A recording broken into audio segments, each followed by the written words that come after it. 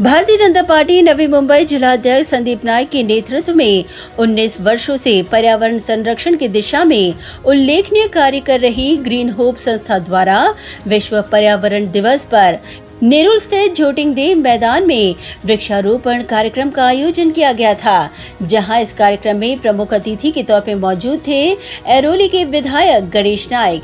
साथ ही उपस्थित थे ग्रीन होप के फाउंडर और नवी मुंबई जिला अध्यक्ष संदीप नाइक सहित भाजपा के असंख्य पूर्व नगर सेवक, पूर्व नगर सेविकाएं, भाजपा जिला कार्यकारिणी सदस्य, प्रभाग के नागरिक और स्कूल के एनएसएस के छात्र। इस दौरान गणेश नाइक और संदीप नाइक ने वृक्षारोपण कर विश्व पर्यावरण दिवस की सभी को शुभकामनाएं दी।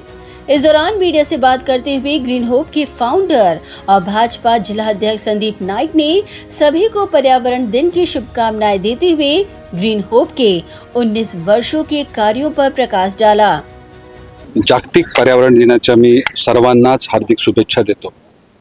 पर्यावरणाचं महत्त्व आणि पर्यावरण चांगलं राहण्याकरता माझ्या माध्यमातून 2005 पासून ग्रीन होपची स्थापना केली आणि आज 2024 19 वर्ष ग्रीन होप या संस्थेला पूर्ण झाले आणि या ग्रीन होप संस्थेच्या माध्यमातून आज नवी मुंबईमध्ये विविध ठिकाणी वृक्ष लागवड हा कार्यक्रम हाती घेतलाय।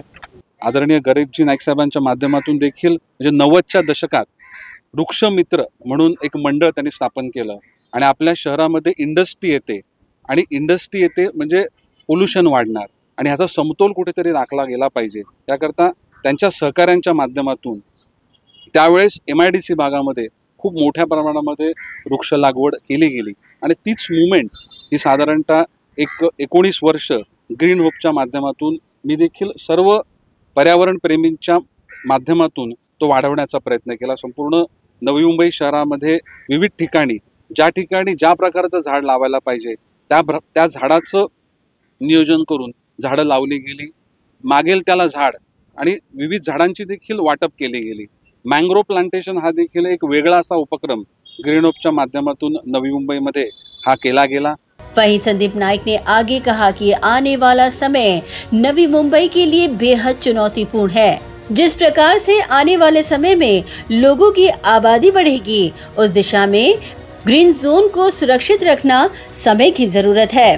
ज्या प्रकारे लोकसंख्या वाढेल त्याच प्रकारे ग्रीन झोन टिकवणं किंवा झाडांचं प्लांटेशन करणं आणि प्रत्येक लोकसंख्येला एक झाड मिळेल अशा प्रकारचं नियोजन करणं हे अत्यंत गरजेचं आहे। आता म्हणजे आपल्या भारतामध्ये देखील मियावाकी म्हणजे ही जॅपनीज पद्धतीनं अर्बन फॉरेस्ट हे देखील तयार केले गेले, परंतु ते करताना फक्त अर्बन फॉरेस्ट आपण नावानं केलं आणि त्याच्यामध्ये त्याचा उपयोग नागरिकांना नाही झाला तर त्याचा काही फायदा हा पर्यावरणाला होणार नाही। त्यामुळे जी गोष्ट आपण करतो, जी कृती आपण करतो तिच्यामध्ये सातत्य असलं पाहिजे आणि त्याचबरोबर त्याचे इफेक्ट्स देखील आपण बघितले पाहिजेत।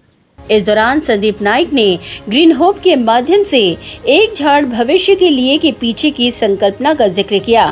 ट्री प्लांटेशन आणि या संपूर्ण एन्व्हायरमेंट बद्दल अवेअरनेस निर्माणचा प्रयत्न केला त्या सर्व विद्यार्थ्यांचं देखील मी मनापासून अभिनंदन करेन आणि आपण सगळेजण एक दिवस म्हणजे 5 जूनलाच ही मुवमेंट किंवा हे प्लांटेशन न करता हे लावलेल्या झाडांचं संवर्धन हे वर्षभर केलं पाहिजे आणि ज्या पद्धतीनं शक्य होईल त्या पद्धतीनं आपल्या भविष्याकरता आपण झाडांची किंवा पर्यावरणाची रक्षण आणि त्यांचं एक चांगलेपणा टिकवण्याचा प्रयत्न केला पाहिजे असं आव्हान मी संपूर्ण नवी मुंबईतील नागरिकांना करेन।